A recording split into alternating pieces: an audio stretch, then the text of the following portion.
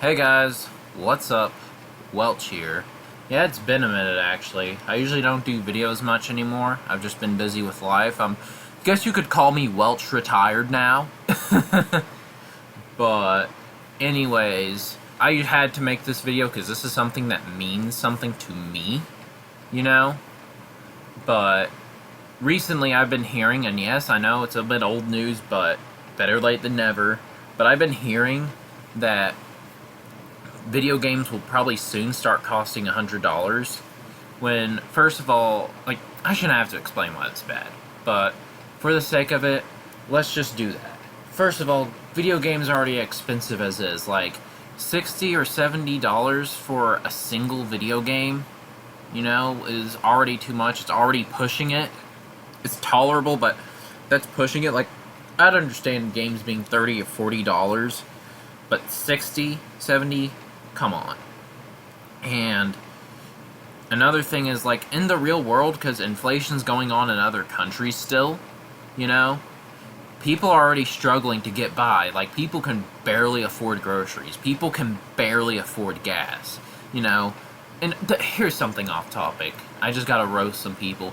You Americans, you all told me that the felon, I'm not gonna mention his name, just gonna call him the felon, he was gonna lower grocery prices. He was gonna lower gas prices. He's taken us, the U.S., out of the World Health Organization, which has made medicine and healthcare more expensive than it already is, and he has already started to raise tariffs, which is only gonna make stuff like gas and groceries cost more than they already do, you know?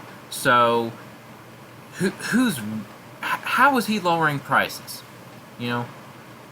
And he's already taking away benefits like Medicaid and SNAP and all that other stuff. And but that let's not get too much into politics right now. Anyways, like, people can barely afford life as is. Like, heck, gaming. Look at it now.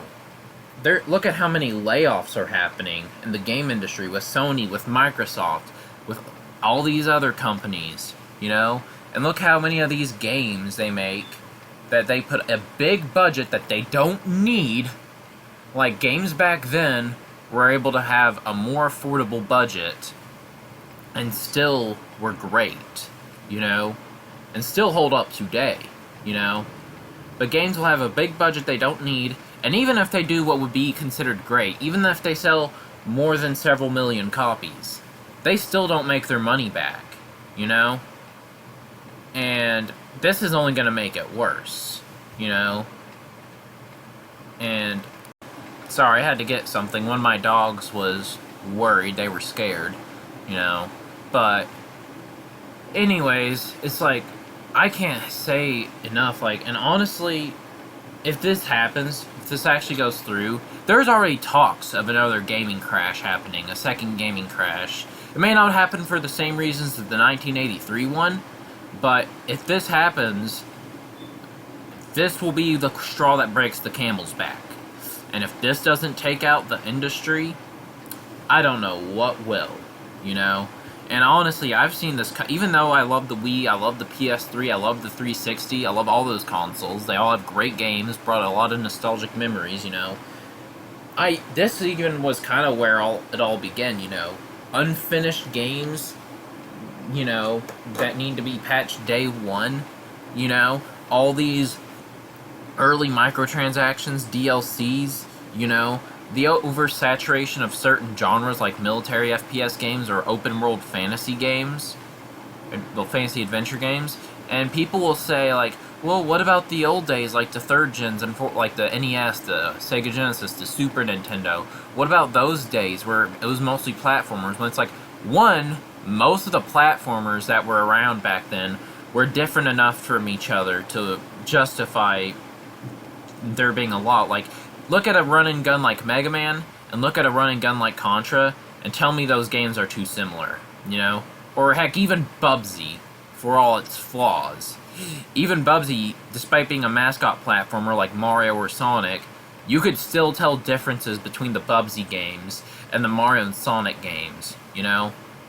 And two, consoles were more limited in what they could make. So, games being a similar genre made sense, you know? Now, game consoles, they're more powerful than ever. You can make any type of genre of game you want, but they don't try anything else, you know? And no, none of that, oh, the downfall of the gaming industry, none of it has anything to do with this so-called woke crap.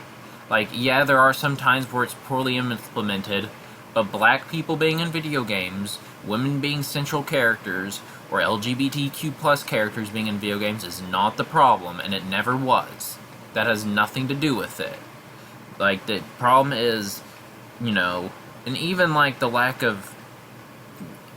Another one is, like, so many games trying to turn into movies. Like, and I like games for their stories, you know? I like God of War for its story. I like Devil May Cry for its story. I like Resident Evil for its story. I like Halo for its story. There's nothing wrong with having a good story, and in fact, I think story matters in video games.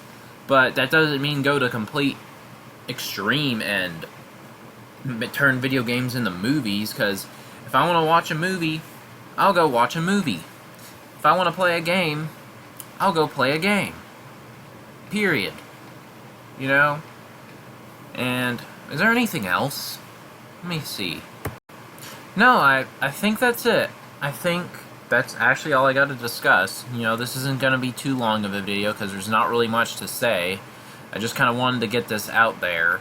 But, you know, it is nice doing a video game. It's been a while, but this is going to be Welch Rebooted signing out. Who knows if I'll make another video or not. And y'all have a good day. It's nice hearing from you all.